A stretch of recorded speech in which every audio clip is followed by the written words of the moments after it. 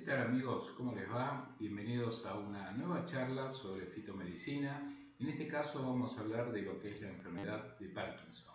La enfermedad de Parkinson está encuadrada dentro de las patologías del sistema nervioso neurodegenerativas. Es un proceso que, como sabemos, empieza a ocurrir a determinada edad, empieza a complicar mucho lo que es la vida del paciente que está afectado con este proceso. Y vamos a tratar entonces de comprender cuáles son quizás las maneras mejores de abordarlo. Vamos a tratar de ver un poco la fisiopatología del proceso. Recordemos que es importantísimo siempre tener la noción de cómo hay que trabajar desde el punto de vista farmacológico, pero apuntando a la base del problema, es decir, saber en qué se basa precisamente el origen de esta enfermedad. Muchas veces cuando se habla de esta patología, así como en su momento habíamos hablado de Alzheimer, habíamos visto que existen muchas veces situaciones complejas para abordar, especialmente en este caso cuando estamos hablando de la enfermedad de Parkinson. Vamos a ver no solamente lo que es el tratamiento convencional, sino también vamos a ver lo que es el abordaje que tiene que ver con las complicaciones que pueda tener esta patología. Recordemos que uno ataca los síntomas por un lado, pero también a veces las complicaciones pueden requerir de otro tipo de medicación. Una cosa importante cuando hablamos de Parkinson es que, a diferencia a veces de otras patologías, se puede combinar el tratamiento convencional con el tratamiento fitoterápico. Incluso vamos a ver a lo largo de esta charla que existe una sinergia bastante interesante desde ese punto de vista.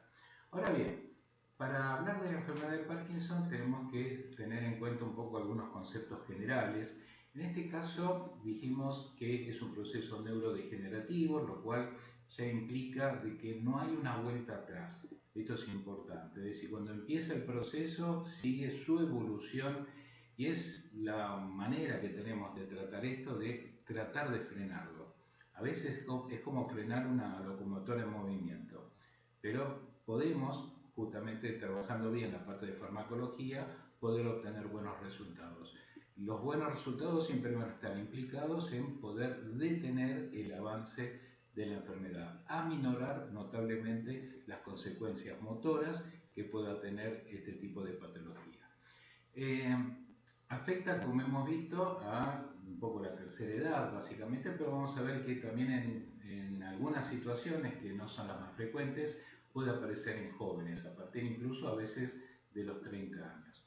Esta enfermedad fue descrita por James Parkinson en 1817 y así como en su momento el Alzheimer había sido también descubierto por el doctor Alzheimer, esta enfermedad también lleva el nombre de su descubridor.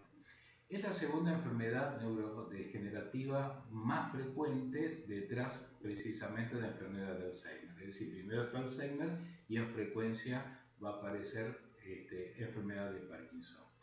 Como vimos, afecta al 1 o 2% de la población mayor de 60 años. Entre 60 y 65 es el 1 al 2%, pero a partir de los 65 años y hacia adelante puede afectar al 5% de la población. Pero atención, puede aparecer desde los 40 o incluso menos, como pasó por ejemplo con un actor muy conocido, Michael Fox, que es de los 31 o 32 años aproximadamente comenzó con los primeros síntomas. Fíjense que hay cerca de 10 millones de personas en el mundo que padecen esta enfermedad y aproximadamente 120.000 son los que tienen esta patología en la República Argentina. Como bien dijimos, hay famosos muchas veces que a través de ellos uno va conociendo también la enfermedad, ¿no es cierto? Tenemos desde cantantes, gente del espectáculo, deportistas, como ahí tenemos incluso el Papa Juan Pablo II. Bueno, muchos a través de distintas situaciones. En el caso de los boxeadores puede estar implicado el tema de los traumatismos en el cráneo que reciben y eso también se ha considerado como una posibilidad. Dentro de entonces de las causas posibles mencionamos lo del boxeo como traumatismo, pero también pueden ser otros deportes de contacto. Se ha visto a veces en algunos rugbyers que han tenido fuertes golpes también en la cabeza. podemos ver, por ejemplo, una causa genética que está directamente relacionada a mutaciones de algunos genes. Se han identificado ya esos genes, que es el SPARC1, el SPARC2 y el SPARC4, que estarían directamente relacionados con esta patología.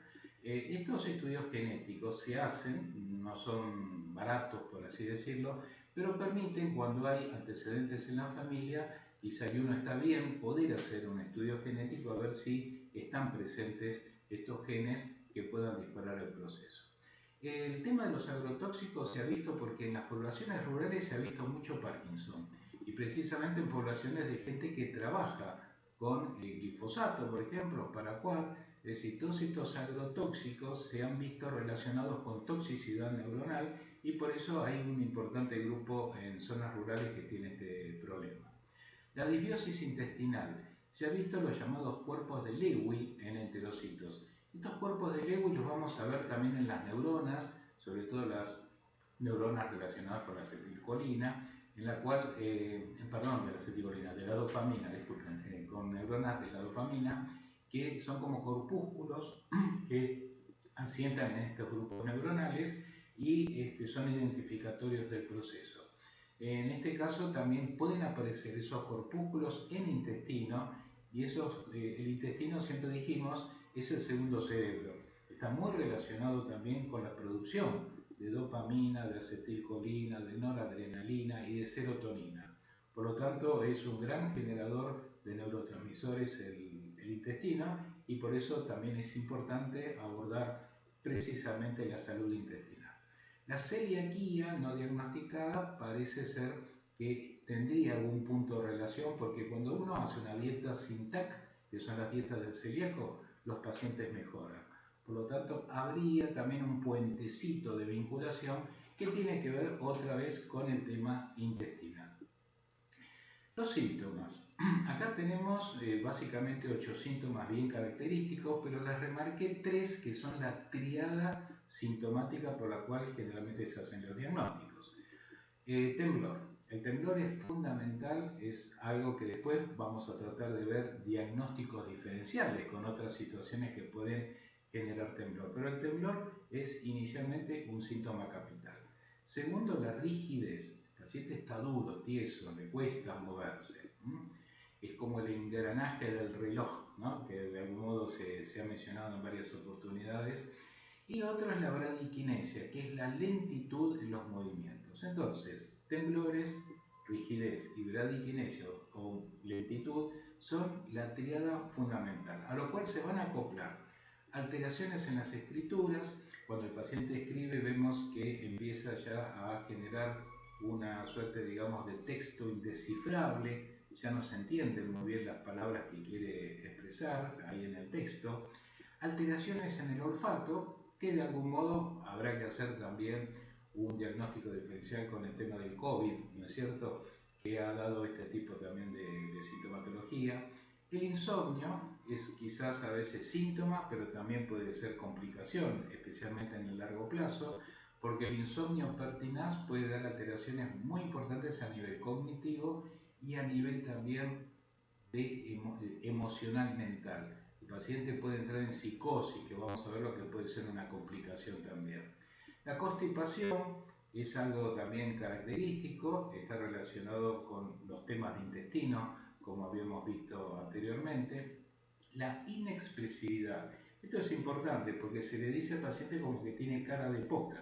Le cuesta expresar las emociones, le cuesta reírse, más allá que a veces hasta le cuesta hablar. Pero estos son, digamos, 8 síntomas importantes, de los cuales 3 son los que hay que tratar de recordar. Otros síntomas que van añadidos son importantes a tener en cuenta. Por ejemplo, en los casos avanzados hay pérdida de los movimientos automáticos. Por ejemplo, la capacidad de parpadear, de sonreír, de balancear los brazos. El paciente camina a veces como un robot, le cuesta el balanceo normal. Y la cuestión hasta de parpadear hace que se le irriten muchas veces los ojos y tengan que recurrir a lágrimas artificiales o gotitas. La urgencia miccional es otro tema también, que está también relacionado a veces con temas de próstata en el hombre, o sea, ese sería también un poquito algún diagnóstico diferencial a tener en cuenta. Sudoración excesiva, el paciente transpira mucho. Esto también puede tener un diagnóstico diferencial con casos de hipertiroidismo, que a veces generan ese tipo de situación. Seborrea, es un dato interesante, la seborrea, hay lo que se denomina como cara, digamos, con pomada, ¿no es cierto? Porque uno le pasa inmediatamente la mano o un pañuelo o un papel sobre la frente y aparece como si tuviera pomada, ¿no es cierto? Entonces, esa sensación grasosa en el cutis también es característico de esta patología. Bueno, los trastornos cognitivos empieza como es un proceso neurodegenerativo, las neuronas pierden capacidad funcional de retención de datos, de aprendizaje, de reflejos, lo cual va a estar también para hacer un diagnóstico diferencial con la enfermedad de Alzheimer. La cianorrea es otro dato característico también, que el paciente empieza como a babear, se le escapa la saliva, y los cuadros psicóticos, como hemos dicho, bueno, son temas muy importantes que a veces van a requerir una segunda medicación para atender ese tipo de situación. La medicación, que a veces se da, la medicación en el largo plazo puede generar incluso síntomas depresivos y generar alucinaciones. Hay que tener muy en cuenta esto porque muchas veces en el abordaje que se hace de los pacientes se dan ciertos antipsicóticos que pueden alterar la capacidad no solamente cognitiva del paciente, pero sí también generarle cuadros alucinatorios. Bien, veamos la fisiopatología. ¿Dónde está la neurodegeneración? ¿Está en todo el cerebro? No. Va a estar localizado fundamentalmente en la sustancia nigra o sustancia negra. Acá asientan ganglios basales muy importantes donde aparecen justamente núcleos que van a dar origen a la dopamina. De esta sustancia negra van a partir precisamente unas proyecciones hacia el cuerpo estriado, y en esas proyecciones, que son proyecciones para darle dopamina también al cuerpo estriado, ahí vamos a ver que radica básicamente el proceso neurodegenerativo, es decir, tanto en la sustancia negra como en lo que es el cuerpo estriado. Es decir, es la zona conocida como mesencéfalo. Bien, dijimos y mencionamos en algún momento los cuerpos de Lewy. Estos cuerpos de Lewy están localizados principalmente en las neuronas dopaminérgicas, en aquellas encargadas de la secreción de dopamina, y estos cuerpos de Lewis están vistos a microscopio como corpúsculos opalescentes. Ahí tienen un poquito como para que lo vean cómo se vería a través de un microscopio, y son muy característicos precisamente de esta enfermedad. Bien, veamos las complicaciones. Bueno, muchos de los síntomas que hemos visto recién aparecen como síntomas, pero con el tiempo empiezan a también tratarse como complicaciones, porque una cosa es el inicio de trastornos cognitivos y otra es la acentuación de los trastornos cognitivos, que lo emparenta mucho al paciente con los trastornos del Alzheimer en muchos casos. La depresión, el paciente está bajoneado, lógicamente porque no tiene la respuesta motora muchas veces ni la expresión para poder facilitar una comunicación justamente social. El paciente pierde sociabilidad y eso lo deprime, y en algunos casos la psicosis puede ser otro tema también que complica mucho a estos pacientes. Trastornos de deglución y masticatorios. Al paciente a veces le puede costar tragar. Esto puede también tener quizás algún diagnóstico diferencial con algún tipo de enfermedad autoinmune, por ejemplo la esclerodermia, que puede dar ese tipo de trastorno. La esclerosis múltiple en algunos casos también aparece, pero tanto la esclerodermia como la esclerosis múltiple tienen síntomas también muy característicos. Por ahí no cursan con temblores, por ejemplo, y entonces puede hacer la diferencia el profesional.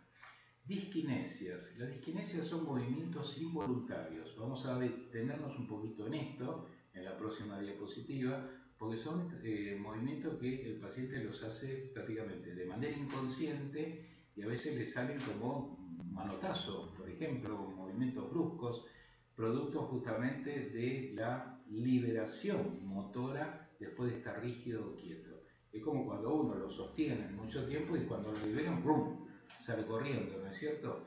Así pasa generalmente a nivel motor.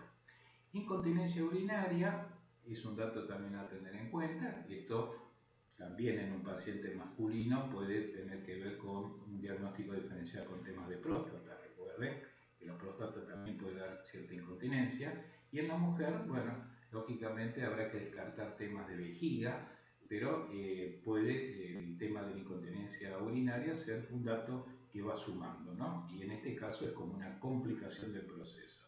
Disfunción sexual, a veces hay gente que, si esto le apareció en épocas jóvenes y estaba activo sexualmente, le empieza a complicar también la actividad sexual. Hay anorgasmia, impotencia, infertilidad, etc.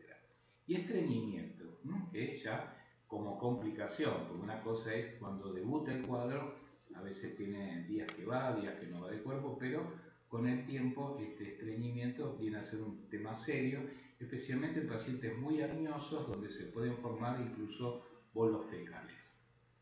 Bueno, dijimos que las disquinesias son importantes desde el punto de vista de que son movimientos involuntarios que el paciente no los puede controlar y están dados, fíjense, por distintas facetas que lo podemos simplemente ver. Por ejemplo, gesticulación facial, parpadeos rápidos.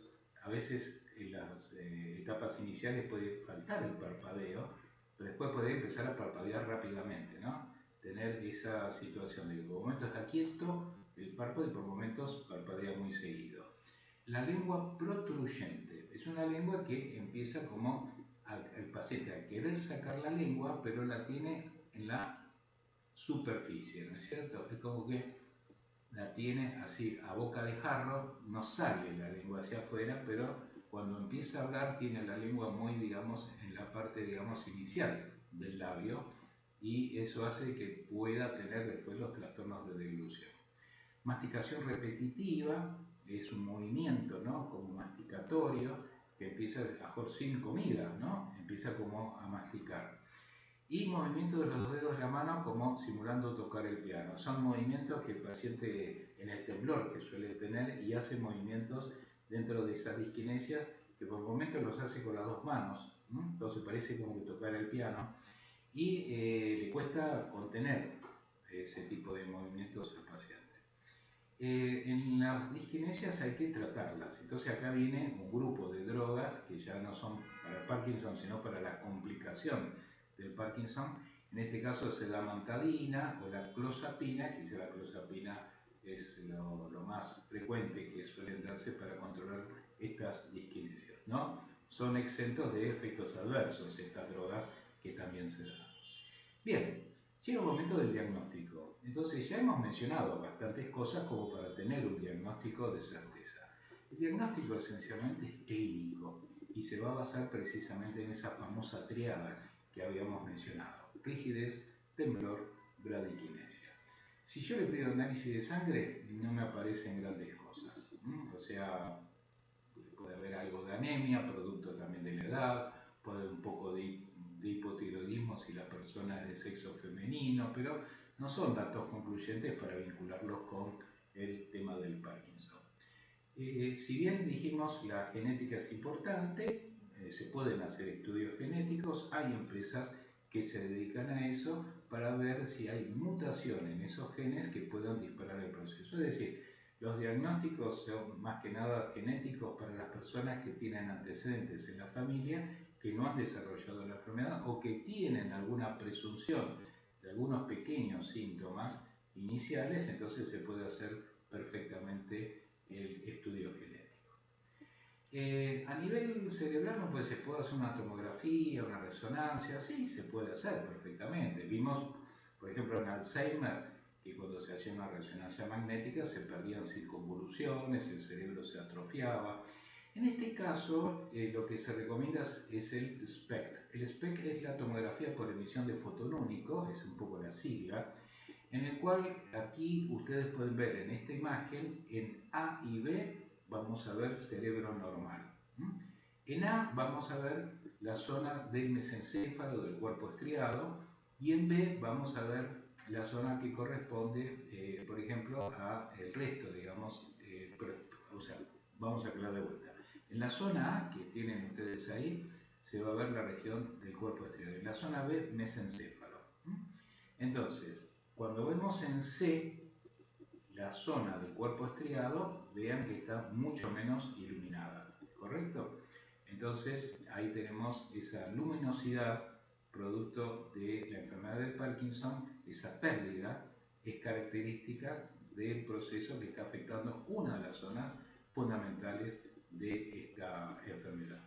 Y en lo que corresponde al mesencéfalo, que lo tenemos ahí en B, fíjense en D, que es digamos, la imagen patológica, prácticamente no tenemos luminosidad. Por lo tanto, vean cómo que se pierde esas imágenes lumínicas que son de fotones, cómo se pierde en la enfermedad de Parkinson ese tipo de luminosidad. Bien, una de las cosas que hay que tener muy en cuenta son los diagnósticos diferenciales con otras situaciones que puedan emparentarse o simular un Parkinson. Está el Parkinson inducido por medicamentos. Atención, a veces hay remedios que pueden generar enlentecimiento, pueden dar temblores. Entre esos remedios vamos a tener la clorpromazina, el haloperidol, la metoclopramida, la reserpina, que ya no se usa, que era un remedio para la presión arterial, anticonvulsivantes como el valproato. Estos medicamentos por lo general inhiben la producción de dopamina porque bloquean receptores dopaminérgicos. Entonces, lógicamente, al bloquearse esos receptores dopaminérgicos puede generar temblores, puede generar ese tipo de situación. En este caso hay que descartarlo y lógicamente suspender el tratamiento. Encefalitis virales son menos frecuentes, pero hay que tenerlas en cuenta porque pueden generar simulación de cuadros parkinsonianos. Drogas ilícitas, en este caso el LSD, quizás es el más fuerte, ¿no?, desde el punto de vista de que pueda generar temblores, o cuando digamos, el paciente consume heroína, se mezcla con una sustancia conocida como MPTP, y esa mezcla de heroína con MPTP genera temblores también. El monóxido de carbono puede inducir temblores. Esto es importante sobre todo en ancianos que a veces tienen justamente pérdidas de gas, y eso va generando pequeñas pérdidas que se van introduciendo en el cuerpo y pueden ir generando intoxicación neuronal con temblores. Y el temblor esencial, el famoso temblor esencial, que tiene una base muchas veces hereditaria, fíjense que afecta a las manos pero no los pies, se incrementa al mover las manos, pero no genera rigidez ni trastornos de la marcha. Entonces acá ya tenemos un diagnóstico diferencial, ¿no? Si el paciente no está rígido, no le impide la marcha. Y otro dato interesante, que no responde a las drogas antiparkinsonianas. Por lo tanto, tiene otro tipo de abordaje los temblores esenciales. Bien, el paciente debe ser tratado. Y en el tratamiento vamos a ver un poquito los abordajes convencionales con las drogas químicas que son por muchos conocidas. Primero tenemos que mencionar que lamentablemente es un proceso que no tiene cura, es un proceso que podemos frenarlo de algún modo, mejorar los síntomas, hacer que la enfermedad evolucione mucho más lentamente con el correr del tiempo. Y uno puede pensar, bueno, si está faltando la dopamina, ¿por qué no damos dopamina? Bueno, justamente no atraviesa la barrera hematoencefálica, por más que la demos por vía oral o por vía endovenosa, la dopamina que podamos darle al paciente no atraviesa. Por lo tanto, la posibilidad es dar análogos, o sea, moléculas emparentadas con la dopamina que van a simular la acción de la misma. De modo tal que esas moléculas parecidas a la dopamina pueden tener acción sobre los receptores y de esa manera entonces engañar al receptor para generar una acción similar a la dopamina. El tratamiento convencional generalmente se da con levodopa o la L-dopa, que viene a ser un poco la dopamina, ¿no?, que está faltando. La levodopa, justamente cuando ingresa al cerebro por vía oral, ingresa al cerebro, atraviesa la barrera hematoencefálica y ahí se transforma en dopamina. Entre los efectos adversos, el tema de las náuseas suele ser bastante frecuente, hipotensión arterial, y como la náusea es un tema muchas veces frecuente, lo que se da es carbidopa, que tiene la función antinauseosa por un lado, pero por otro lado también evita que la levodopa no se vaya transformando en dopamina por fuera del circuito cerebral, porque perderíamos acción, ¿no es cierto? Porque uno puede dar el precursor que va navegando por ahí, pero puede ir transformándose en dopamina en zonas donde no es necesaria y esa dopamina después no ingresa al cerebro. Benserecida cumple una función similar a la carbidopa, así que también puede ser otro de los productos que vemos en el mercado. El 80% de los pacientes que son tratados con la levodopa ya manifiesta una mejoría inicial que está referida más que nada a la rigidez y a la hipoquinesia, mientras que solo un 20% de las personas puede llegar a recuperar por completo la función motora. Quiere decir que cuando uno arranca el tratamiento hay mejorías. Que esas mejorías puedan ser totales, bueno, va a depender de cada caso en particular. Estos son algunos de los productos de los más conocidos que están en el mercado farmacéutico para que los vayan viendo, que tienen la combinación levodopa-carbidopa o levodopa-benseracida. Otros tratamientos farmacológicos son también agonistas dopaminérgicos, quizás con menos efectos adversos. Ahí tenemos el pramipexol, ropinirol, cabergolina, rotigotina, apomorfina, lisurida. Son, digamos, drogas que se suelen utilizar también. El pramipexol tiene como un efecto antidepresivo, o sea, podría ser útil en ese tipo de paciente que ya cursa con algo de depresión. El ropinirol, hay que tener en cuenta que puede dar insomnio, y si el paciente sabemos que el insomnio puede ser una complicación, entonces no sería indicado en ese tipo de pacientes dar esta droga. La cabergolina tiene larga semivida, permite una sola toma diaria, porque a veces pasa que las drogas que se dan en Parkinson a veces hay que dar 2 o 3 tomas diarias. En este caso la cabergolina es de una sola toma. La rotigotina se administra en forma de parches. Es una de las formas, digamos, modernas también de dar por vía percutánea este tipo de drogas, ¿no? La apomorfina se da inyectable, es de acción breve, pero es de alivio rápido cuando el paciente está con movimientos involuntarios muy importantes y hay que frenarlo. Entonces la apomorfina inyectable como que logra frenar la situación. No es como para hacer un tratamiento de largo plazo, ¿no es cierto? Y la lisurida, bueno, por ahora está aprobada en Europa y no en Estados Unidos por la FDA. Otros tratamientos pueden ser inhibidores de la monoaminoxidasa B. Esta inhibición lo que va a hacer es proteger la dopamina de la degradación que aparece en las neuronas. Este tipo de droga se puede acoplar a la levodopa. Entonces, con esto lo que hacemos, con estos inhibidores, es dar un poco más de vida al tema de la dopamina que hay en el cerebro, evitando que se degrade. El tema de dar inhibidores MAO-B junto con carbidopa y levodopa se corre el riesgo de generar alucinaciones. O sea, hay que tener en cuenta este tipo de situaciones, especialmente cuando el paciente ya empieza a tener algún grado de alucinación, entonces hay que evitar este tipo de asociación. Entre estas drogas inhibidoras y MAO-B tenemos la selegilina, la rasagilina y la safinamida. Ahí tenemos productos que están en el mercado farmacéutico.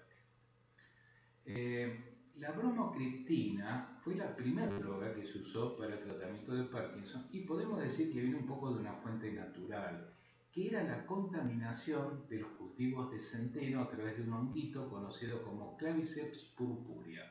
Este honguito, que es negruzco, ahí vemos en la imagen, está señalada con las flechitas, los corpúsculos negros, que es el hongo que parasitaba el centeno, generó graves problemas, sobre todo en la Edad Media, cuando se hacían de pronto panes, que en algunos casos se hacían con centeno también, y esto generó gravísimos problemas, ¿no es cierto?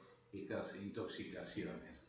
Se llamaba el fuego de San Ignacio, por ejemplo, porque dentro de los compuestos alcaloides que tiene este honguito, figuraban sustancias que contraían, alcaloides que contraían notablemente la vasculatura arterial y generaban gangrenas, necrosis, de ahí entonces ese fuego justamente de San Ignacio que era muy conocido en la Edad Media. Bueno, pero de ese tipo de alcaloide, que es la bromocriptina que aparecía en este honguito, se hicieron remedios. Por eso hay una vieja frase, ¿no?, que dice que de todo tóxico podemos obtener grandes remedios también. Pasó con la digital y este es otro claro ejemplo. ¿Por qué? Porque en mínimas cantidades esa bromocriptina, que se consideraba tóxica, en mínimas cantidades mejoraba los trastornos motores y la rigidez de los pacientes con Parkinson. De hecho, siguen existiendo productos en base a bromocriptina. Tenemos el famoso Parlodel, que se suele dar en estas circunstancias. Hay drogas que están contraindicadas en la enfermedad de Parkinson, a tener en cuenta, porque muchas de ellas bloquean los receptores de dopamina. Tenemos muchos que son antipsicóticos y neurolépticos, ahí tienen todo el listadito. Antieméticos también, porque son drogas que van a trabajar sobre el centro del vómito, localizado en bulbo. Estas drogas no conviene darlas porque van a quitar más dopamina de lo que normalmente ya está escaso ese cerebro. Y algunas de las drogas que pueden controlar movimientos involuntarios, que son drogas que se dan, por ejemplo, para las coreas, que es justamente una patología neurológica con mucho movimiento involuntario. Estas drogas también conviene no darlas porque va a disminuir la concentración de dopamina.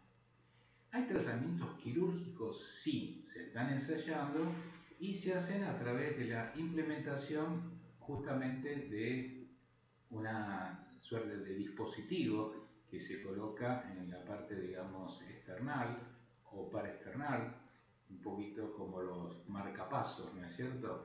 Estos dispositivos van a emitir señales hacia electrodos que están localizados en el cerebro para el control de movimientos involuntarios, como asimismo también para mejorar la rigidez y mejorar la caminata. Así que son tratamientos que podemos decir están, no digo en ensayo, pero se están dando cada vez más frecuentemente. En Argentina se hace también este tipo de cirugía y los resultados, bueno, en algunos casos cuando el tema de la rigidez es muy importante, bueno, son resultados alentadores. Tratamientos complementarios, en la parte postural es importante. Hay una técnica de Alexander que es muy precisa para este tipo de situaciones. Conviene hacer justamente toda la parte corporal, movimientos pausados como el tai chi, que también permiten mayor flexibilidad dentro de tanta rigidez, la meditación, el yoga, podríamos agregar el mindfulness también. Bueno, son todas técnicas que van a colaborar en este proceso. Bien, y llega el momento de hablar de los tratamientos naturales. ¿Qué es lo que tenemos? A ver, no es que tengamos muchas cosas, pero podemos ayudar. Primero, hay fuentes naturales en los vegetales de L-Dopa. Directamente, vegetales que tienen lo que está faltando en ese cerebro. Las habas, Viciafaba es el nombre científico, o Mucuna pruriens. Se ha visto que la industria farmacéutica inicialmente, cuando había hecho la levodopa, la había obtenido de Viciafaba, justamente. Había sido uno de los recursos naturales. Después se hizo ya de manera sintética, pero la fuente natural había sido precisamente estas habas. Pero Mucuna pruriens es quizás otro tipo de haba muy importante, que es la que mayor concentración de L-Dopa tiene. La Mucuna pruriens no es argentina, no es justamente nuestro territorio, pero se está cultivando. Es fácil, digamos, conseguir las semillas de Mucuna pruriens. De hecho, hay gente que a veces acude a este tipo de semilla para tratar su problema. No recomendamos hacer ese tipo de uso, recomendamos las formas farmacéuticas, que son lógicamente las más importantes. Esta planta entonces es oriunda de África, de la India, de la zona también del Caribe. La han empleado mucho en la medicina ayurveda. Justamente la medicina ayurveda, que tiene miles de años, la usaban para el control de los temblores. En medicina ayurveda esos temblores se conocen como Kampavata. Kampa es la palabra que significa temblor en sánscrito. Bueno, en 1937 se había aislado de Mucuna pruriens el precursor directo de la dopamina, que es la L-Dopa, viene a ser la L-dihidroxifenilalanina. Las semillas son comestibles, pero hay que hacerles toques de cocción. Conviene justamente someterlas más que nada al autoclave porque conviene eliminar los antinutrientes que tiene, entre ellos el ácido fítico, que evita que se puedan incorporar los muy buenos nutrientes que tiene la semilla, en especial las proteínas. Son proteínas con aminoácidos esenciales de alta calidad, lípidos, tiene también hidratos de carbono, fibras, o sea, tiene realmente una composición alimentaria muy, pero muy interesante. Estudios en animales se han hecho con esta especie, lógicamente, en los cuales a los animales se les induce, a través de una sustancia como la 6-hidroxidopamina, se induce justamente una suerte de Parkinson medicamentoso que lesiona la zona nigroestriada, y de esa manera entonces luego se da extractos de mucuna a ver si mejora ese ratoncito. Bueno, lo que se ha visto es que hay mejorías y además hay mayor presencia de compuestos como el NAD, que participa en la cadena respiratoria mitocondrial, en la generación de energía, en la acción de otras enzimas, y también facilita la mayor generación de coenzima Q10. La coenzima Q10 es muy importante en los procesos de generación de energía en las células. Esta energía es fundamental en una neurona que está sufriendo procesos de degeneración. Es como que le está tratando de devolver vida a esa neurona. Fíjense que los pacientes, normalmente pacientes de Parkinson, suelen tener déficit tanto de coenzima Q10 como de NAD. Más estudios en animales con extractos de las semillas pobres en L-Dopa demostraron que también hay mejorías, especialmente digamos una mejoría a nivel neuroprotector, lo cual implica que en semillas que no tienen tanta L-Dopa hay otro tipo de componente que también protege. Por lo tanto, a veces no es solo la L-Dopa que tiene mucuna pruriens, sino otro tipo de componentes asociados que forman un fitocomplejo muy útil en estos procesos. Hay muy buena actividad antioxidante también de parte de mucuna pruriens. Recordemos que en los procesos degenerativos el hecho de consumir antioxidantes siempre es un dato a favor, ¿no es cierto? Y si agregamos una planta conocida como Bacopa monnieri, es una planta también de medicina ayurvédica, se comercializa mucho para los chicos que tienen déficit de atención e irritabilidad, hiperquinesia. Esta Bacopa monnieri mejora la parte cognitiva, entonces la asociación de mucuna pruriens con Bacopa genera mejor capacidad de retención de datos, reflejos, memoria, aprendizaje, lo cual es una asociación realmente muy útil. Se han hecho estudios en humanos, no hay tantos estudios, pero bueno, se han hecho ya con mucuna pruriens. Acá tenemos un ensayo clínico multicéntrico sobre 60 pacientes, y donde los pacientes, había un grupo recibido su tratamiento convencional y a él se le agregó mucuna pruriens y el otro solamente el tratamiento convencional.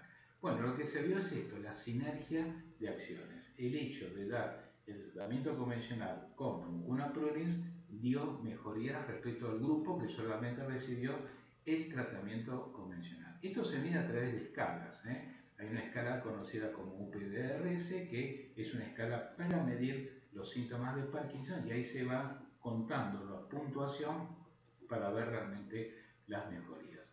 La tolerancia de mucuna pruriens es muy buena, así que es un producto bastante bueno en ese sentido, recordando que la levodopa por lo general genera náuseas, hipotensión arterial, etc. Acá tenemos otro estudio que se ha hecho con dosis de 15 a 30 gramos al día del polvo de la semilla encapsulado, a continuación de una dosis de levodopa. Se comparó versus otro grupo que solamente recibió levodopa, carbidopa, y también los resultados han sido satisfactorios. O sea que la dosis de 30 gramos del polvo de mucuna pruriens por día suele ser, digamos, la dosis buena como para generar efectos benéficos cuando se lo quiere asociar al tratamiento convencional. Estos polvos se pueden dar en forma de cucharadas, quizás darlo en cápsulas, son muchas cápsulas por día, entonces se prefiere dar directamente cucharadas soperas que se pueden mezclar en muchos casos con un jugo, se puede mezclar con agua o se puede mezclar en un batido, etc. Y es algo que puede ser así tomado por parte del paciente. Lógicamente ese es polvo, pero también hay extractos estandarizados, ¿no?, que requieren menor cantidad. Otro estudio en humanos con 18 pacientes, ensayo clínico randomizado, doble ciego, controlado, donde a 9 de ellos se les dio 12,5 miligramos por kilo de mucuna y los resultados habían sido similares al tratamiento de levodopa-benseracida.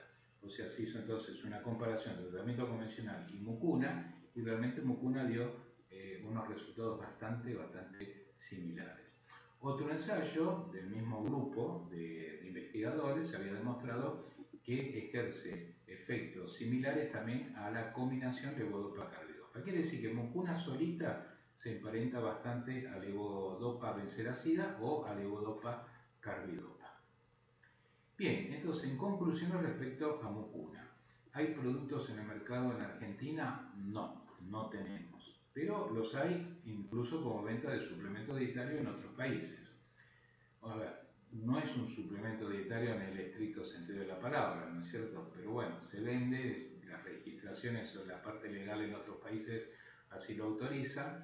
Entonces, bueno, la idea es darlo a veces combinado con el tratamiento convencional, con lo cual se logra mejoría, como vimos en los ensayos. Y esa mejoría puede incluso, teniendo en cuenta que mucuna tiene un efecto similar a lo que se está dando, empezar a reducir el tratamiento convencional. Es decir, meter más mucuna, menos tratamiento convencional y vamos a tener menos efectos adversos. Hay un buen control de las disquinesias cuando damos mucuna respecto al tratamiento convencional. Se vende la semilla molida a razón, digamos, de 100 a 500 miligramos. Por lo general, como se requiere dosis un poco altas también para obtener las mejorías, tratamos de trabajar con 500 miligramos, ¿no?, de extractos con valoración de 10 a 15% de L-Dopa.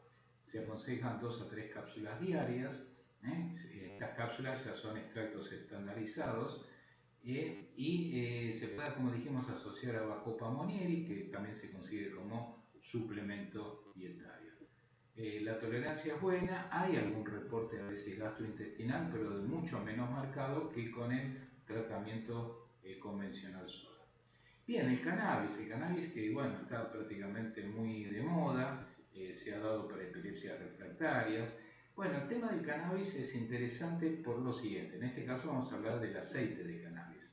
Hemos visto que el cannabis puede ejercer, digamos, un efecto modulador. De hecho, ya tenemos un sistema endocannabinoide repartido prácticamente de todo nuestro cuerpo. Este sistema endocannabinoide maneja, modula todo lo concerniente a neurotransmisores. Recordemos los neurotransmisores principales que están relacionados con el movimiento, es el GABA, la dopamina y el glutamato, no tanto la serotonina o la noradrenalina. Entonces, en los ganglios basales, que es donde está un poco el foco de atención, ahí tenemos receptores cannabinoides, ¿no? O sea que hay receptores para que el cannabis pueda actuar. ¿Cuál es la finalidad que puede, o la mejoría o el beneficio? Puede reducir los movimientos espontáneos, esos movimientos disquinéticos o estereotipados que tiene el paciente. Recordemos que cuando hablamos de cannabis, la planta en sí tiene varios cannabinoides, principalmente THC, CBD, pero también tiene otros, como vemos ahí en la figura, CBN, tiene CBC, CBG, THCB, etc. Son 112 o 114 los cannabinoides hasta el momento encontrados. Y este es un dato, ojo, a tener muy en cuenta. Centren la atención precisamente en esto que vamos a hablar. Con el envejecimiento, el sistema endocannabinoide también envejece. Todas las estructuras envejecen, la piel, las neuronas, todo va envejeciendo. Y en ese envejecimiento hay reducción de los receptores CB1. La estimulación de un receptor CB1 reduce los movimientos, ¿no? Entonces hay menor cantidad de receptores CB1 y recordemos que si hay una estimulación del CB1 se reducen los movimientos. El problema es que en Parkinson ocurre lo contrario. Es decir, hay un aumento de los receptores CB1, que en el caso que se estimulen esos receptores CB1, va a haber reducción mayor de los movimientos.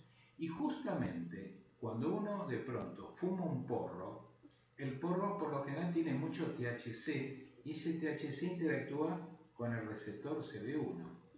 Entonces, al estimular ese receptor CB1, se va a reducir aún más el movimiento. Por lo tanto, fumar marihuana empeora los movimientos en el paciente con Parkinson. Entonces, lo que se trata de dar es el antagonista del THC. En este caso es el CBD, conocido como cannabidiol.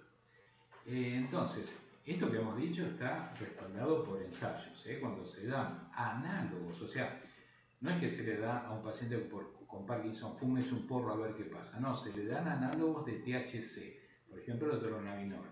Esa droga tiene un efecto antiemético, se da en cáncer también, es buena en ese sentido, pero es un análogo del THC. Y al ser un análogo del THC se estimula ese receptor CB1 y por ende entonces va a haber empeoramiento de los movimientos. Ahí están los trabajos publicados. Bueno, el CBD entonces es distinto, porque tiene un efecto antagónico, el THC. No está claro dónde actúa, todavía está tratándose de dilucidar. Si bien hay mecanismos que han sido explicados, como parece ser que trabaja sobre los receptores 5-HTP, pero no trabaja directamente sobre los receptores ni CB1 ni CB2, o sea, no los toca, tiene otro mecanismo. Pero el CBD tiene un efecto bastante bueno como neuroprotector. Ahí es donde se busca entonces, cuando se da aceite de cannabis rico en CBD, buscar el efecto protector neuronal. Y lo que se ha visto fundamentalmente es la reducción de los cuadros psicóticos, es decir, no trabaja mucho sobre mejorarle la movilidad al paciente ni tanto la rigidez, pero la posibilidad de cuadros psicóticos, que era como una complicación del Parkinson, bueno, puede ser mejorado precisamente con el CBD. En ratas, justamente con disquinesias inducidas, demostró reducir justamente esos movimientos involuntarios. Así que también reduce esas disquinesias que pueden aparecer en los pacientes. Ensayos clínicos con CBD se han hecho. La dosis oral de 150 a 400 miligramos al día, dependiendo lógicamente de pacientes más severos requieren más dosis, menos severos un poco menos, combinado con los tratamientos clásicos, reduce los efectos psicóticos de los pacientes. Esto ha sido evaluado a través de escalas que miden precisamente esa situación. Ensayos clínicos con cannabis también reducen la ansiedad y temblores en pacientes frente a situaciones que lo estresan. Recuerden, si un paciente con Parkinson tiene que dar un discurso frente al público y está nervioso, va a temblar mucho más. Le va a costar arrancar y expresar sus palabras, poder leerle un texto. En cambio, cuando se da cannabis, es como que mejora esa situación. Vence el bloqueo inicial para poder enfrentar un discurso frente al público. La dosis efectiva, por lo general, de aceite de cannabis con CBD ronda los 300 miligramos diarios. Productos en el mercado tenemos, bueno, hay mucha cosa trucha que se vende en las redes, hay que tener mucho cuidado, no caer en eso, se han descubierto muchas falsificaciones, ¿no? Se han mezclado, por ejemplo, o se han encontrado aceites de cannabis que tenían clonazepam y no cannabis, o tenían THC, que justamente es lo que está contraindicado, y lo venden como aceite de cannabis como si tuviera CBD. Bueno, tenemos dos productos en el mercado, autorizados por ADMAT, con bupidiol y cambis. Si bien están autorizados para epilepsia refractaria de los chicos, pero conociendo un poco la dosificación, fíjense que traen 100 miligramos de CBD por mililitro, lo cual 3 mililitros de ese producto serían los 300 miligramos de CBD, que pueden mejorar las situaciones de psicosis en estos pacientes. Otros abordajes, para ir cerrando. Coenzima Q10. Dijimos que los pacientes ya de por sí traían déficit de coenzima Q10, también déficit de NAD, pero la coenzima Q10 la podemos conseguir, es muy buena porque estimula la producción de ATP a nivel mitocondrial, es gran antioxidante realmente, La dosis preventiva, a ver, uno dice, tengo antecedentes en toda mi familia, quiero empezar a tomar algo para prevenir. Bueno, 300 miligramos al día se ha visto, y ahí están respaldados los trabajos, como efectiva para la prevención. Y para tratamiento, para devolver actividad a las neuronas que están en degeneración, la dosis varía entre 380 hasta 1500 miligramos al día y lógicamente se puede adicionar a los tratamientos convencionales. Citicolina. La citicolina es un derivado de la colina. Tiene un efecto neuroprotector, generalmente en neuronas que han sido sometidas a injuria, isquemia. Ese efecto precisamente neuroprotector, conservando la glucosa, evitando la acumulación de ácido láctico, ha dado resultados que permiten una mayor producción de dopamina en las zonas injuriadas. Hay menor concentración también de sustancias oxidativas y la dosis sugerida son 1000 miligramos al día, es decir, 1 gramo diario. De hecho, ustedes pueden ver ahí, citicolina ya viene en cápsulas de 1000 miligramos. Licopeno es un gran antioxidante, está en el tomate, pero bueno, para aprovecharlo del tomate hay que hacer un poco la salsa de tomate o el ketchup, porque el licopeno se solubiliza muy bien en grasa. Entonces a veces el jugo de tomate no tiene ese tanto licopeno como cuando se da en una base grasa. Y la base grasa es cuando hacemos una salsita o cuando de pronto se hace el ketchup. Bueno, atraviesa la barrera hematoencefálica, tiene un efecto también muy bueno como para acoplar y la dosis es de 15 miligramos al día. Tenemos productos con licopeno también en el mercado farmacéutico. La L-metionina es interesante, mejora los cuadros de depresión en los pacientes con Parkinson. De hecho, los trabajos publicados son precisamente en esa situación. Podría interferir con la levodopa. Entonces, si el tratamiento está basado en levodopa, la metionina podría interferir, entonces no convendría demasiado. A lo mejor uno dice, mire, estoy haciendo mucuna pruriens con metionina y no la levodopa convencional, bueno, no habría a lo mejor tanto problema. Si bien la mucuna pruriens tiene el precursor que es L-dopa, pero viene con otro tipo también de constituyentes, tiene otra fase, otra estructura, por así decirlo, molecular, que no se ha visto que haya demasiada interferencia con la L-metionina. En cambio, la sintética parece que sí. 5-hidroxitriptófano, el producto se vende lógicamente, digamos como suplemento dietario, tiene un efecto 5-hidroxitriptófano muy bueno para mejorar la calidad del sueño, es ansiolítico, realmente muy bueno, sirve mucho para los casos de fibromialgia, es como un sustituto a veces un poco del clonazepam en los ataques de pánico. Bueno, en este caso, digamos, se asoció el 5-hidroxitriptófano con uno de los fármacos que hemos visto, el Sinemet, que combinaba la L-dopa con carbidopa y mejoró los síntomas de depresión que estaban asociados con la enfermedad de Parkinson. La dosis de 5-hidroxitriptófano es de 50 miligramos al día. De hecho, los comprimidos suelen venir ya de 50 miligramos. Resveratrol, gran antioxidante realmente, está presente en las uvas, en el vino.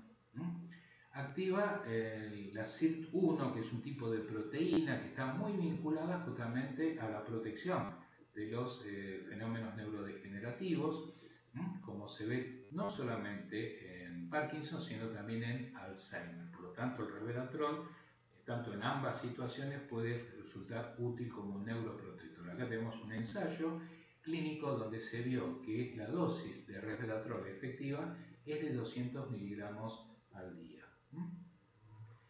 Por último, para concientizar siempre un poco de esta situación, el 11 de abril es el Día Mundial del Parkinson, así que a tenerlo presente. Y bueno, les agradezco mucho la atención, espero que haya sido del agrado esta charla, que haya sido útil y quedo como siempre a la espera de sus comentarios y pueden escribirme ante cualquier duda que tengan. Muchas, pero muchas gracias.